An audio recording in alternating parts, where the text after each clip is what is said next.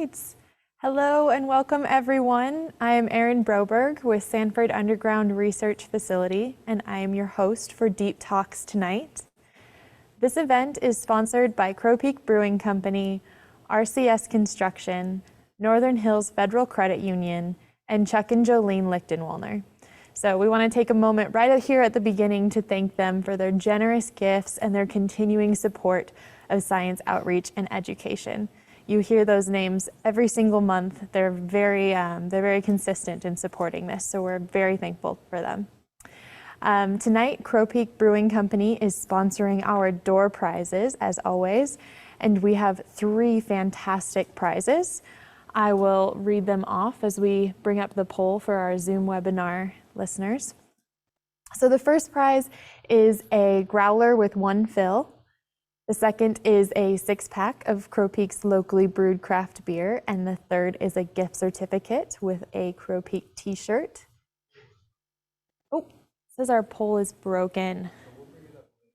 Okay, so we'll bring it up at the very end. So if you want to enter to win that door prize, we will bring it up at the end, so make sure you stay for that as we begin to wrap up. And that's only available to the Zoom webinar viewers. So if you're watching this time on Facebook, join us next time on Zoom so you'll have a chance to win. All right, so we'll let that do through. And we'll do that after our questions at the end.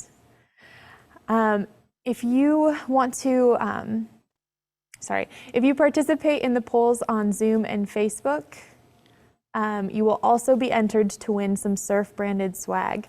So even if you, so make sure you ask some questions today and we'll enter you to win that as well. Tonight we'll be taking questions at the very end. If you're joining through Zoom, please use the Q&A function to submit those questions. And if you're watching live on Facebook, we'll be monitoring there as well, and we'll pull your questions from the comments section. So for those of you who have been around for a while and watching Deep Talks, you have no doubt heard of the Deep Underground Neutrino Experiment, known as Dune. Dune is on a mission to study neutrinos. They're mysterious and ghostly particles that are notoriously difficult to study. To study them, Dune will launch a beam of neutrinos from Fermilab's campus in Batavia, Illinois, about 800 miles straight through the Earth to massive detectors a mile underground here at SURF in Lead, South Dakota. But before this experiment can take place, there's a lot of prep work to be done. And one of the biggest tasks is excavation to make space for the massive detectors that will be hosted underground at SURF. And tonight we are excited to have resident engineer for the Fermilab Research Alliance, James Rickard, with us. James will walk us through the excavation process, which is happening right now. So everybody, please welcome our speaker, James Rickard. Thank you very much, Erin. Good evening, everybody. Just share my presentation.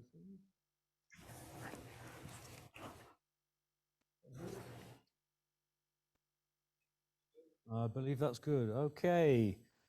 Good evening, everybody. My name is James Rickard, and tonight I will be presenting the excavation, which is currently happening underground at SURF.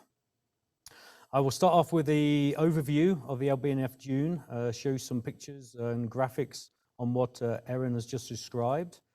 Then I'll go through the design process that we have done to create the ground support for the caverns. Then we'll go through the excavation progress and then the progress to date. So, my name is James Rickard, and I'm the resident engineer for the excavation package. I hold a mining engineering degree from the Camborne School of Mines and have a master's degree in arbitration and dispute resolution from the City University in Hong Kong. I am a chartered engineer and a fellow of the Institute of Materials, Minerals and Mining, and also a member of the Institute of Explosive Engineers and Chartered Institute of Arbitrators. I have over 25 years experience in underground excavation and explosives, 14 of which has been with a contractor and the last 12 years as a consultant. Majority of my time has been spent in Southeast Asia, particularly in Hong Kong, where I've been building a lot of tunnels involving the drill and blast or tunnel boring machine processes. These are road, sewage tunnels, and metro tunnels. So I have an extensive knowledge in drill and blast excavation and also in large span excavation and caverns, where I built some large caverns similar to this size in China for gas storage. I also have extensive explosive engineering experience in the underground and surface environments, predominantly in an urban area. So this is a slide that basically summarizes what Aaron spoke about to you earlier, that we have the National Accelerator Laboratory in Illinois, and they will be shooting neutrinos 800 miles to our surf facility, which is underground, 1 mile deep. And these hold detectors, which will then look at, and investigate the neutrinos. So the main 3 science goals are whether the neutrinos could be the reason the universe is made of matter, look at subatomic phenomena that could help realize Einstein's dream of a unification of forces, and watch for neutrinos emerging from an exploding star, perhaps witnessing the birth of a neutrino star or a black hole. So, excavation overview. This is basically a 3D model of the cavern complex involving 3 main caverns and the associated drifts or tunnels. So the main access to the underground workings, which is at the 4850 level, is down the Ross shaft, which is coming down here.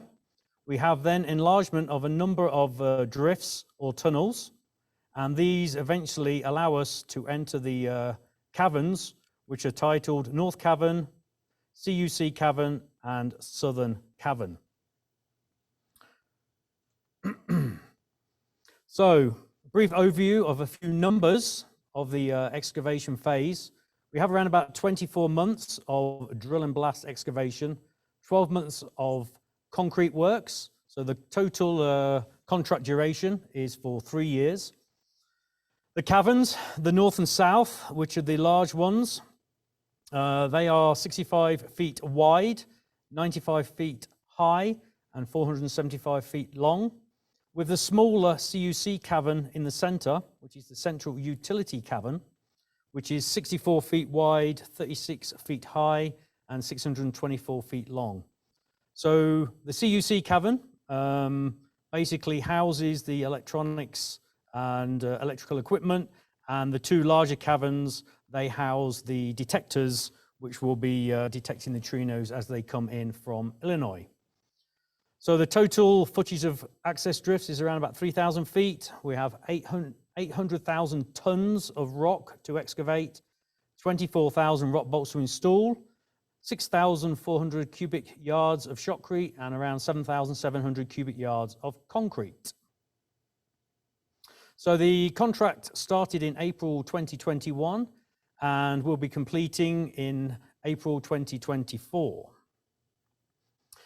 So I'll first go through the design process, the investigation, and the design of the caverns. So the architect and engineer for this project is Arup, and their scope of works is as follows. They have some preliminary investigations, which they started as far back as in 2009, when this was first looked at. They produced the ground baseline reports, ground interpretive reports, detailed design for the underground excavations, also the detailed design for the building services, produced ground control management plan, and also are currently providing on-site supervision during the excavation of the drifts and the cavern pilot tunnels. And they are the engineer of record for this project. So, early studies. We all know this mine was formerly the Homestake mine. We are actually in the formation which is called the Poor Man's Formation, which is a shift, and was obviously not excavated by the mine because it wasn't, unfortunately, it wasn't gold bearing. The standard size of the homestake drifts was only 8 foot by 8 foot. These are very small compared to the caverns that we'll be producing. The Davis Cavern campus was excavated by Homestake in 1965, and this was then enlarged in 2009-2010 to be 33 feet, 55 feet, and 40 foot high. So, as I said, Arup started early investigations in 2009 and between 2009 and 2011. They did site investigation, preliminary design concepts, rock mapping, drilling, and some in situ testing. So here we have the geologist, in fact it's the engineer of record, Seth Pollock from Arup, conducting the geological mapping. This is provide an understanding of the joints and the joint orientation of the rock mass in the existed excavated drifts. They've also conducted 4 additional core log holes. The bore holes are here shown in green, and this provided us a solid core of rock that allowed us to map the geology that was running within the cavern complex area, which is in the grey area here, to allow us to understand the type of geology that we will encounter, and then to provide us more information that we can use within the engineering model to produce the ground support for the design of the drifts and the caverns.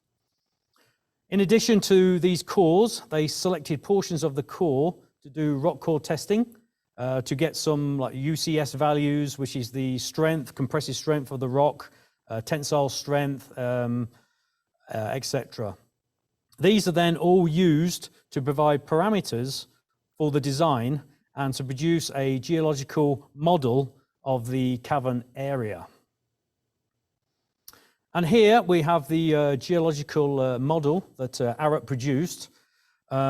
We have basically 5 main domains of the cavern complex, and the caverns are predominantly situated within the zones 2 and 3, which are the best for the large span caverns to be situated in. I can tell you that with the use of the existing drifts and the supplementary information from the horizontal boreholes, as well as the 3D model that produced, provided a very good geological model for us. And as you know, we have already started the excavation, and where certain zones were predicted, we have actually intercepted those zones, particularly rhyolite dikes, and they were found in the pilot drift and also close to the entrances of the cavern area. So all this information was collected, and it was actually put into a 3D modeling software called 3DEC.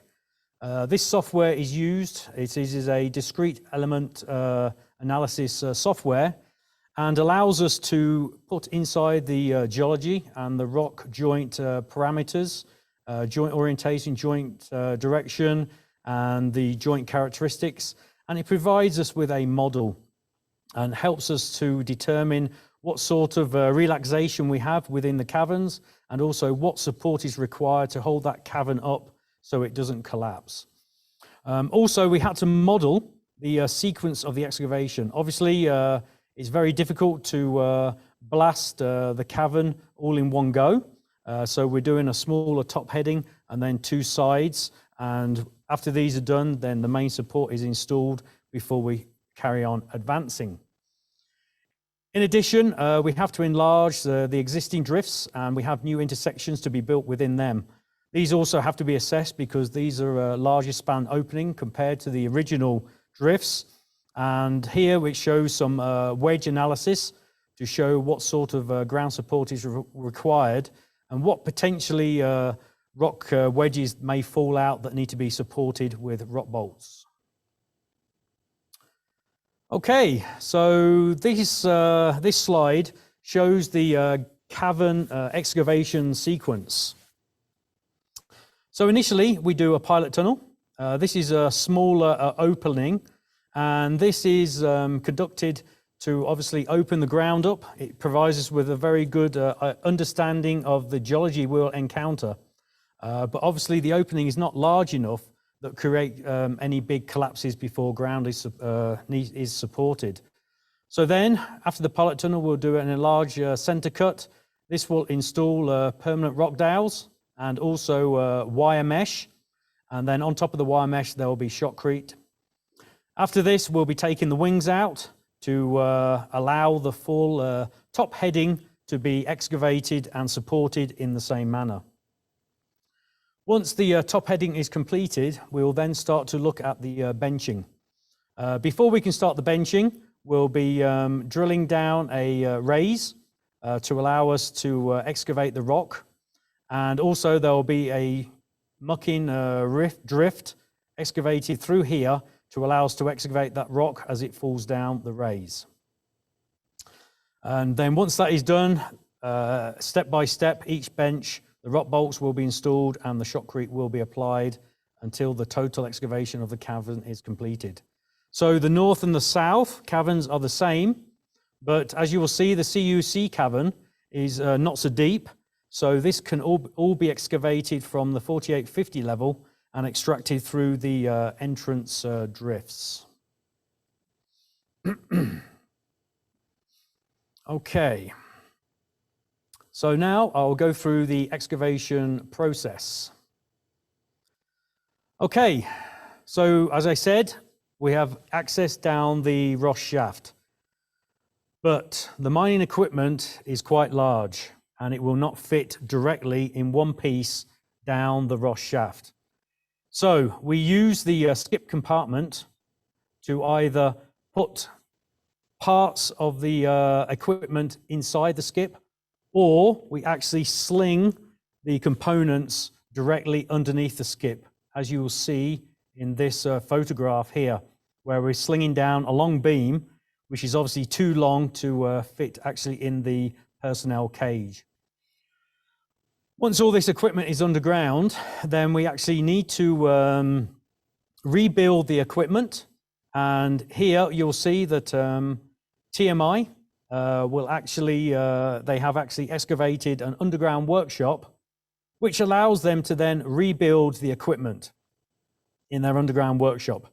You'll see here, this is a scoop tram or load haul dump machine, which is actually used to excavate the blast rock and then send it to the grizzly, which will then allow us to skip it up to the surface. So the blasting cycle is as follows. Firstly, TMI, Tyson Mining, they will drill the blast holes. Once the blast holes are complete, and the reason for the blast holes to be drilled is to actually allow them to put explosives into the rock. Now remove the explosives from an explosive magazine, and then they will charge the blast face with the explosives, which are connected to detonators, which allows them to provide a timing to ensure the blast goes off in a good way. They then evacuate everybody from the level. They close all the blast doors, and then they will initiate the blast. Obviously, the blast produces a lot of heat and smoke or blast gases. This has to be ventilated, so they'll normally have to wait between 15 and 30 minutes before they can re-enter the blasted area. Once that's done, then they'll enter the area. They'll make the ground safe by scaling any loose rock, and then they'll excavate the rock for it to be skipped to the surface. Once all that is completed, then we'll send the geologists in to do some rock mapping to understand the geology, to ensure it's as we predicted in the design. If it's okay, then they'll install the support. So as I said, we have long rock bolts to drill into the rock to support the rock. Also, we have welded wire mesh to support the ground, and then this will be followed by coating of shotcrete. And then once that's all completed and it allows safe entry for the miners again, Then we'll go back to the drill and blast process. So Tyson Mining, who is the contractor to excavate these caverns, they have several different types of jumbos. Obviously, there are only small existing drifts underground where they could first start excavation. So with the first part of the excavation, they could only use a small single boom jumbo to drill small blast rounds until they could actually enlarge the cavern to allow bigger mining equipment to be used. So here we have a 2-boom manual jumbo, and this is drilling the face underground on the 4850 level. You can see here the survey has marked up the blast holes and also red lines for the perimeter to show the spacing of the blast patterns. This is all done by manual, but they have now just commissioned a new jumbo, which is a computerized jumbo. It's a 2-boom, fully automatic jumbo. And this actually has the blast pattern programmed into the jumbo. So there's no need for any manual controls by the operator unless there needs to be some slight adjustments. So obviously the jumbo needs to know exactly where it is within the underground space. So they all use a laser, which is has the bearings and the coordinates of the laser. The laser will then be aligned with the boom of the jumbo, and this will then orientate the jumbo, and then it allows the jumbo to start drilling the blast round without any need for marking up of the face. So this should allow the drilling round to be a lot faster than having to send the surveys inside to mark the face up. Another main reason for using the computerized jumbo is it has a very, very good precise control on the angle of the blast holes, and this gives us a nice smooth drilling of the perimeter. And then we'll use special explosives in the perimeter to reduce overbreak. So the blast holes are completed. The jumbo has been removed. So now the charging team will come to the face, and they'll use a lift and explosives to charge the holes. So the main explosives that TMI are using is AMFO, which is ammonium nitrate fuel oil. This is a typical bulk blasting agent used underground or on surface. The main setback is that it's not very good to use in very, very wet conditions. But luckily, the ground conditions in the excavation that we have at SURF is dry. So it's a very, very good product to use as a blasting agent. So the AMFO is primed with a booster cartridge and also with an electronic detonator. So in the past, we've had a safety fuse with plain dets. The safety fuse, the different length of the safety fuse times the timing that the detonator will initiate. Then we went to electric detonators, which had a chemical component that allowed the timing to vary depending on the quantity of the chemical and the rate it burnt at. Then we went to non-electric detonators, which was basically the same tube as an electric detonator, but it used a non-electric shock tube to initial the detonators. But on this project, TMI have chosen to go for electronic detonators. And the reason for this is that we have existing laboratories underground with experimental equipment already in place. And we have to make sure that these experiments and equipment is not damaged. Therefore, about 5 years ago, we did some trial blasts in the Cavern area. I was involved in that. I was flown over from Hong Kong to South Dakota to witness the blasts, and then we took that data to understand how much explosive we can get away by using in each blast hole without having any adverse effects on ground vibration acting on the laboratories. But also, more importantly, the explosives produces a lot of air overpressure, and we had to predict what sort of air overpressure would be affecting the laboratories. So in the end, we had to design some blast doors to contain the blast air overpressure within our project area, so it did not leak back into the other laboratories and experiments. So the reason for electronic detonators is that they are very, very precise in timing. You can time it from 1 millisecond to 20 seconds in 1 millisecond increments. So therefore, we can ensure that every single hole within the blast pattern goes off at any point in time. With the other chemical timed detonators, the timing was not super accurate, and it was within plus or minus 8 milliseconds, and you could get crossovers, and that would mean an increased air overpressure and ground vibration. So that's the reason for the electronic detonators. So also, they use Trim-X in the profile holes.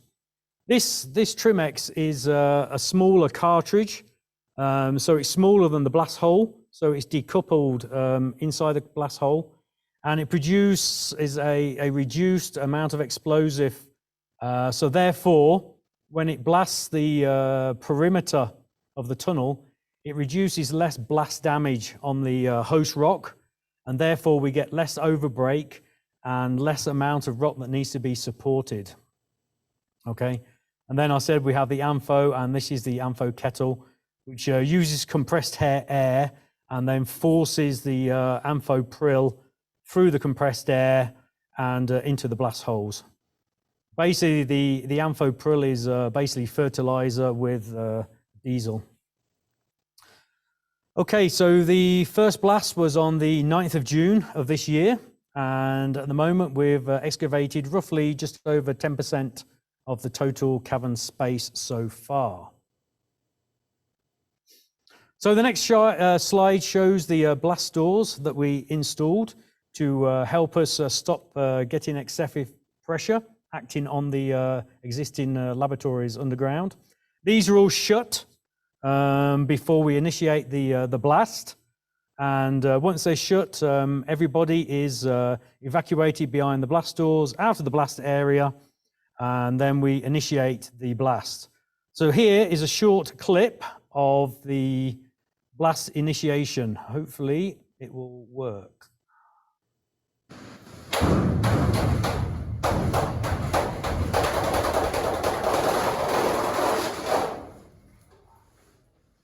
Okay, great, it did.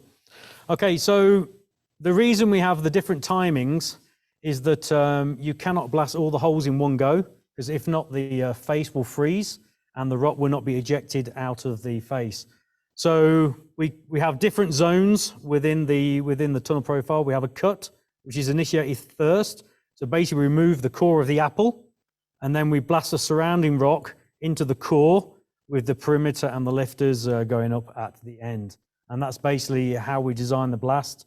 So the first detonators go off in the middle, and then we start to go out and out and out. Okay, so the rock's been blasted, the air's been ventilated, we've done some scaling to ensure the ground, any loose rock has been removed, and now we start mucking out. So Tyson Mining, they'll use LHDs, which I said are load haul dumps. They have 2 yards and 4 yard buckets. This is a 2 yard, this is a 4 yard bucket here. So basically each scoop they're picking up 4 yards of rock. This has to be transported closer to the Ross shaft and is dumped onto a grizzly. This is the grizzly here. The purpose of the grizzly is to ensure that we don't have too much large rock blocks going down the ore pass, because at the 5,000 level, at the bottom of the ore pass, we have gates which open up to allow the rock to enter into the skips, which are then hoisted 1 mile to the surface. So if the rocks are too large, then we'll use a breaker point to hydraulic breaker to break the rocks so they actually fall down the grizzly squares. Okay, this is a photo of the jumbo doing some scaling, and also the LHD, it does scaling as well with the bucket. And as I said, this is basically to ensure there's no loose rock to damage any equipment. And there's one thing that everybody ensures is that the miners, they'll never work under open ground. So this is why you'll see here in this photo here that they have already meshed and rock bolted and supported the ground from the previous rock excavations before they go into the new open ground. You can see here, this is one of the old existing drifts. This is 8x8, and this one here is probably closer to 16x16, which is one of the larger running drifts that go towards the caverns. Okay, after that, we have to install the ground support. So we have a rock bolting machine, which installs the rock bolts. These are basically steel bar. So the rock bolter, it will drill a hole, and then it will use a chemical resin that will basically is like a 2-in-1 component resin that is injected into the drill holes, and then the machine will then push in the rock bolt and then spin it to mix up the resin cartridge, and then hold it in place while the cartridge is set, and then hold that rock bolt in place. But in addition to the rock bolts, we also have the mesh. So the rock bolting machine can also install the welded wire fabric mesh, and we also install this and support it in place before the main rock bolts are drilled through with another temporary rock bolt, which we call a split set. Okay, so basically the area is now secured for either the next drill round or for the shotcrete to be applied onto the steel mesh. So you can still see the steel mesh here with some rock bolts, and this is the shotcrete operator. He uses a remote control console that he uses with joysticks to allow him to operate the machine. This is the shotcrete robot arm spraying the shotcrete onto the rock. So the shotcrete is delivered underground in a dry mix state in these super sacks. Okay, and you'll see it is actually batched underground. So basically the dry mix is put into a hopper into the batching plant underground. It is then mixed with water and some chemicals, and then comes out of a conveyor belt and then into the trucks that then transport the wet shotcrete to the spraying area. Here, it then gets deposited into the shotcrete pump, which is then connected to the robotic spray arm. So this basically provides the whole ground support process, which is permanent. And that is basically how we excavate the tunnels using drill and blast method, installing rock bolts, welded wire mesh, and shotcrete. So next, I will like to briefly touch on a raise bore that had to be excavated. And this is basically to allow ventilation for the cavern system once it's in operation, because obviously there are some large detectors and we have to remove the heat from within the underground to allow the experiments to function properly. So the main level that we're working on for the caverns is the 4850 level, but the raise bore is at the 3650 level. Okay, so 1,200 feet higher up. Okay, so the raise bore in total diameter is 12 feet, but to allow us to do the reaming to 12 feet, we firstly have to drill a pilot hole. So the raise bore was erected on the 3650 level. A chamber was actually excavated before Tyson Mining came on site by Kiewit, Alberici joint venture. So TMI, they erected their raise boring equipment and they drilled the pilot hole from the 3650 all the way down to the 4850 level. If it wasn't such a long hole, then they would have probably just used a normal down the hole hammer bit. But because we wanted a very, very accurate result and to ensure that we hit the already pilot tunnel for the spray chamber, Tyson, they employed a Micon bit, which is a steerable bit. And basically, it works by sending ultrasonic pulses through the water column to the surface where it interacts with the computer. And it has a gyro inside, and it actually tells the computer exactly where it is. And then the computer, if the computer knows it's offline, then they'll use these actual stabilizing wings to push out and then direct the drill bit into the correct direction. So that was very successful. We started the pilot hole drilling, I think it was in May. We completed the pilot hole on the 29th of June. After that, we attached the reamer head, and then they conducted the reaming, and the reamer broke through on the 4th of October. But very interesting thing was found when we were reaming at around about the 45-50 level. So in fact, we found a large quartz crystal, or should I say, one of the TMI miners found a large quartz crystal on the top of the muck pile of the raised bore cuttings. So he managed to scoop it out with the LHD, recover it, and we have it currently now in our office. At the moment, we're doing a video scan of the whole raised bore, and it's going to be very, very interesting to see what we actually find at that 45-50 level, to see if we find any crystal caves within that zone. Unfortunately, everything has to be shotcreted, so we won't see anything, and nobody will ever enter that raised bore at all anyway. So now currently, this shotcrete robot is it has been set up. It has a spray nozzle on it, and is currently being lowered down to take the videos. Okay, so basically that's a couple of photos showing the reamer breakthrough at the 3650 level. One thing to note is we never had to, the TMI never had to remove any of the cutter discs. So they managed to ream out the whole raised bore shaft 1,200 feet without a cutter change, which was very, very impressive. Okay, and this is a closer up of the shotcrete robot. So you'll see here, there's some cameras here, 1, 2, 3, 4. Shotcrete nozzle, and it'll be spraying a dry shotcrete, lining the shaft. And then this is a telltale here, so we know when we have the correct thickness of the shotcrete.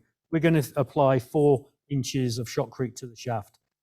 So these are 2 short videos courtesy of Multicrete, and this roughly shows the process on what they are doing.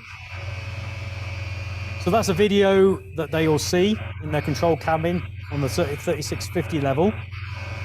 And luckily, on another job site, at the top of the shaft, they took a video of the actual robot spraying.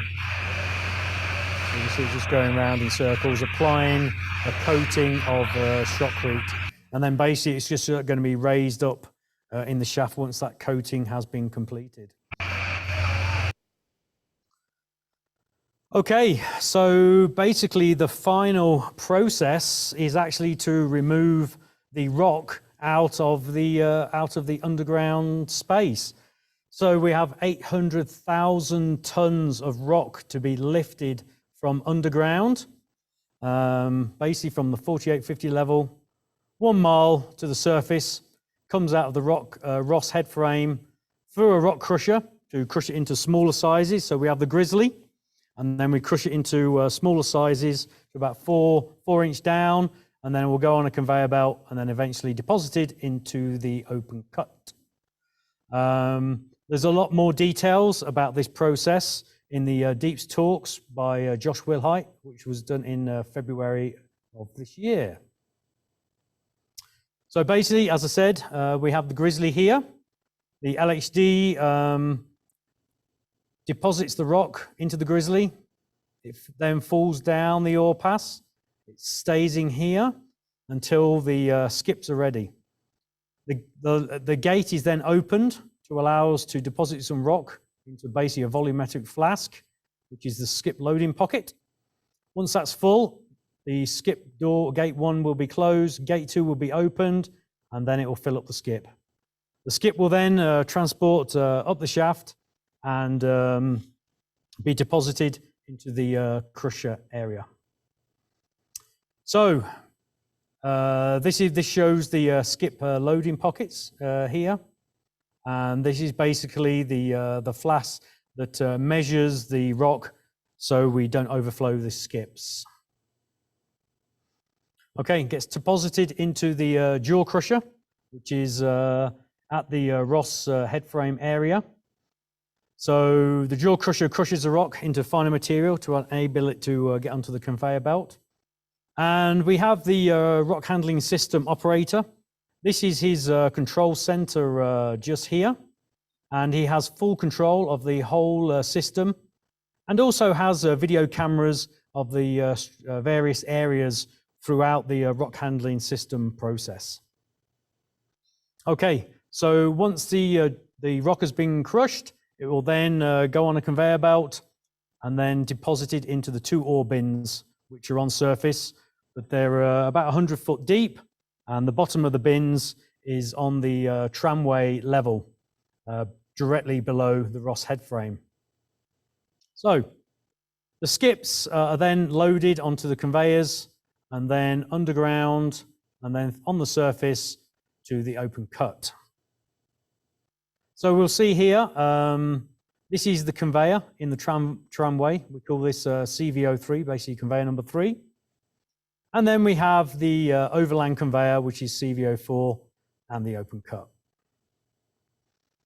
Okay, so this basically shows the current status of the cavern excavation. So Arap provide us with a video showing the progress of the works. And this is basically as of the end of this week. So basically we started excavation here and then migrated out in these directions. And then you'll see slowly we do some enlargement. We get to the workshop here, get to the concrete batching plant here, and then eventually we go towards the caverns.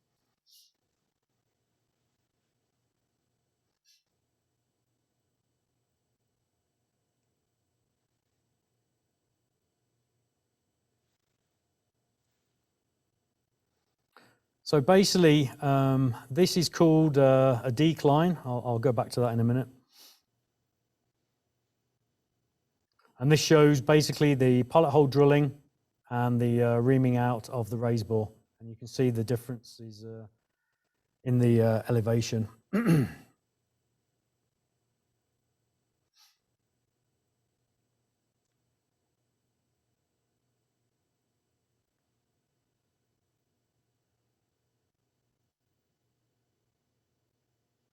Okay.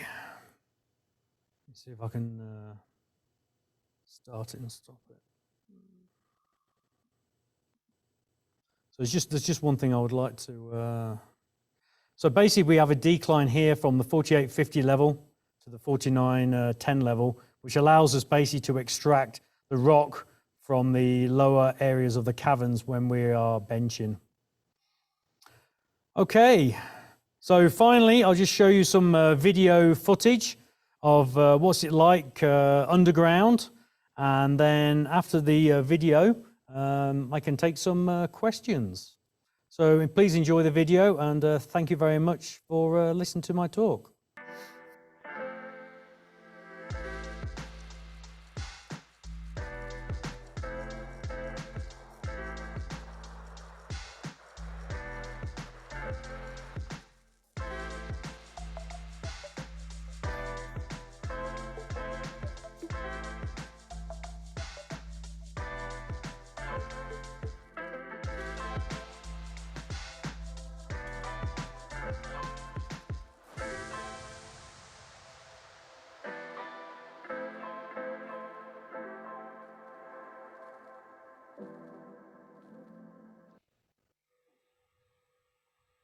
Okay, thank you.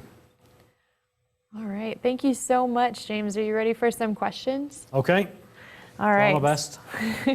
Well, you took us through the drill and blast cycle. Roughly how long does one of those cycles take?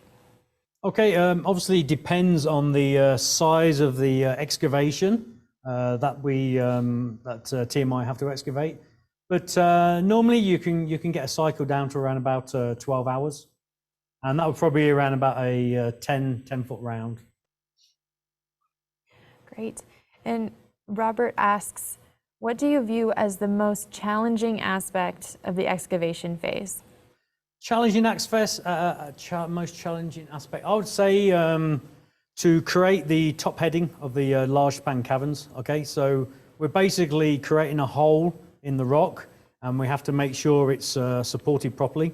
So if we can get that created and supported, we do have actually some monitoring to install for any rock movement. So if we can complete that, then the benching becomes far easier. Right. You talked about how some of the rock is taken in on the conveyor to the open cut. One question asks, will this fill up the open cut? Unfortunately, there's nowhere near enough rock to fill up the open cut. It's only going to be a very, very small proportion of the open cut that will actually be filled up. Right. And we have somebody with a relative who worked at Homestake for a long time. Have any Homestake miners been working on this project with the teams? Yeah, I believe TMI, they have some local miners working for them, particularly the Kinghorn family. I know 2 generations of them have been working on this project for TMI. Right. We have somebody with their hand raised. We're going to allow them to ask their question directly. Right. Yes. All right, go ahead. Hi, this is Jose Alonso. I've long experience with Homestake. In your first slide, you showed something that was listed as the 6 winds dump. Yes. Is there an intent to not ever use the 6 winds again, thereby sealing off all the lower levels of the mine? Okay, so the 6 winds is basically currently used to house the deep wells for dewatering the mine at the lower levels. Okay, so you know the final depth of the mine was around about 8,000.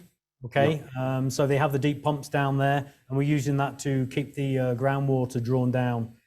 We are not backfilling that. In fact, I believe SDSCA are currently looking at dewatering it, and then probably in the future considering to access those lower levels again, do some rehabilitation work, and then potentially look at some new underground experiments at those deeper depths. But obviously we're a long way off on that, but let's see how it goes. Yeah. That is very, very good news. Another question: quartz in the in your rays. Yes. Quartz is normally associated with gold. By any chance, did you see any?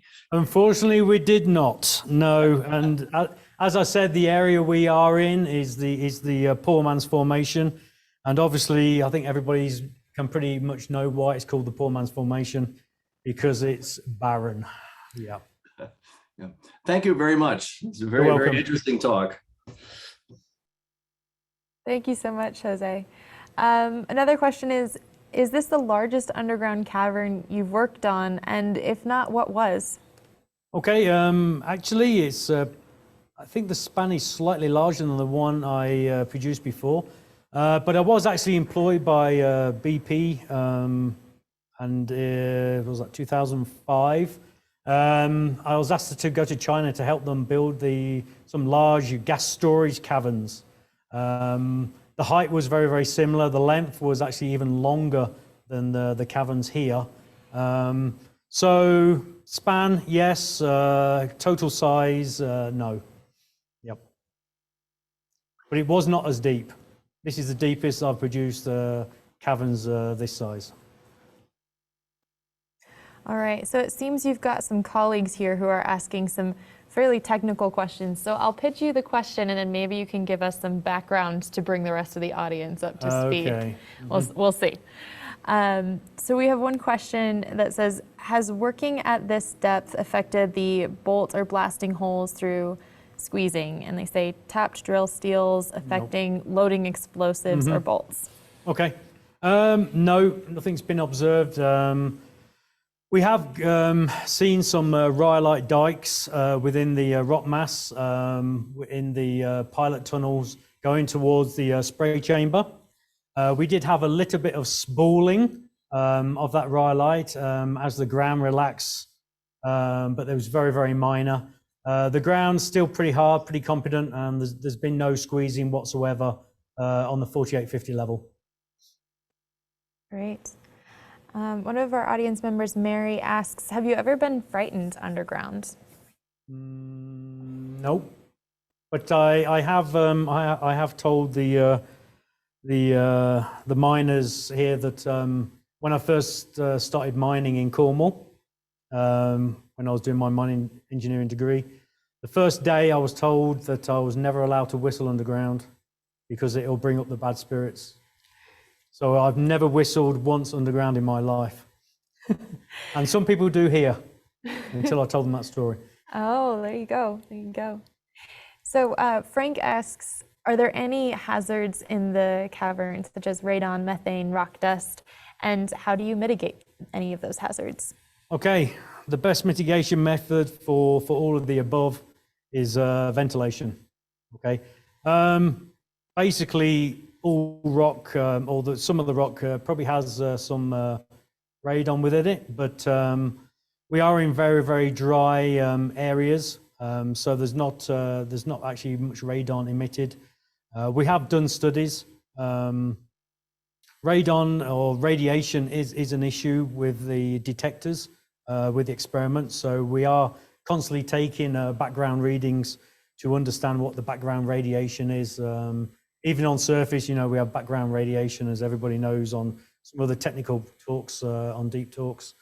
Dust is always a problem. The main mitigation method for dust is to water down the blast after the blast to suppress the dust particles before you start mucking it out. Great.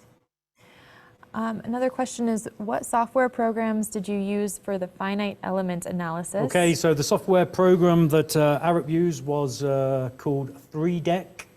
That's a number 3, DEC. Okay, and also they used Unwedge as well. They're the two main software programs that they used. Yeah, and this question goes on to ask, how do you correlate simulated analysis with empirical data with actual borehole data? Okay, so basically they'll use the borehole data. We can use empirical equations. So what we do when we do the rock mapping, we'll use the Q system, which basically provides a value to assess the rock quality.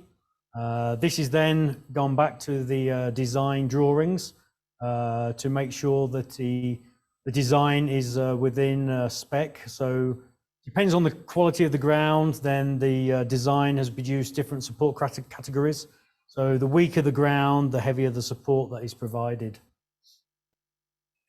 Great. Lewis asks, is SURF or Arup conducting LiDAR scanning to support mapping and blast control? And maybe you can explain what LiDAR scanning is. Okay, so I believe Arup is, they have a rock mapping tablet, and it's using a LiDAR system to scan the rock mass, and it can actually create a stereo plot of the rock mass, which basically tells you the joint orientation, dip direction of the rock. So that's a LiDAR, but also TMI also have a scanner for surveying, and we use that all the time to assess the excavation profile to see if there's any underbreak or any overbreak of the rock. Peter asks, has there been any work done comparing different blasting timings to optimize rock fragmentation, pull length, and overbreak? Yeah, so TMI, they employ a dyno. They're the supplier of the explosives. And they conducted some additional initial test blasts to check on the spacing, and then also to look at using the Trim-X in the profile holes and the spacing of the profile holes so we can get a nice cut. Then also they played with the timing as well to help them to ensure there was no misfires or sympathetic detonation of the associated blast holes. One of our Facebook viewers says, will there be regular updates on excavation progress like those excellent week-by-week slides showed earlier? It looks like we've got some ongoing curiosity about your guys' progress. That's a good question. I think we'll have to ask Fermilab that, but I think there's no reason why not. Yeah, we'll do our best to keep you guys updated on everything that's happening as much as we can. So we're getting to the end of our time here. Let me see if I can squeeze in another question or two. What is your ventilation volume for cooling? Maybe you know what that means. No, I don't. Okay. All right. And so this question is, how does the computerized jumbo deal with bootlegs? Maybe you know what bootlegs are. Okay, so basically that will be down to the operator. So basically a bootleg is the end of the hole of the last blast hole that has not pulled, and there's potential that there could be explosive inside that hole. Okay, so what the computer program, what the operator will do when the computer sets off the blast hole, if you can see it's going to hit the bootleg, then he'll stop the automatic mode, move it slightly to the left or right, and then he'll start the automatic process again. And that's how we avoid the bootlegs. Okay. Cool. Well, thank you so much for answering all these questions. You got through a ton of them in a very short amount of time. You're welcome. Thank you so much. All right, I'll switch places with you. Okay. Sounds good. Right. And I will show off, we always like to show off our gift to our speakers. We got a print of the Ross head frame for you, which you've become very familiar with over the past couple of months.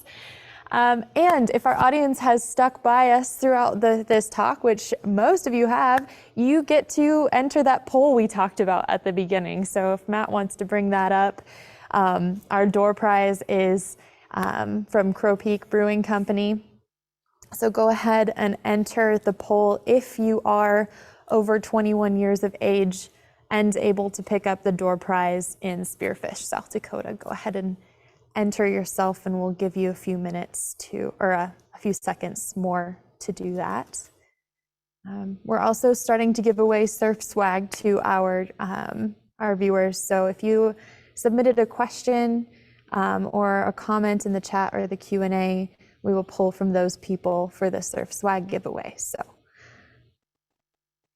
all right, I'm gonna go ahead and end that poll. Thank you. All right, so yes, just another thank you to James Rickard for giving us that presentation tonight.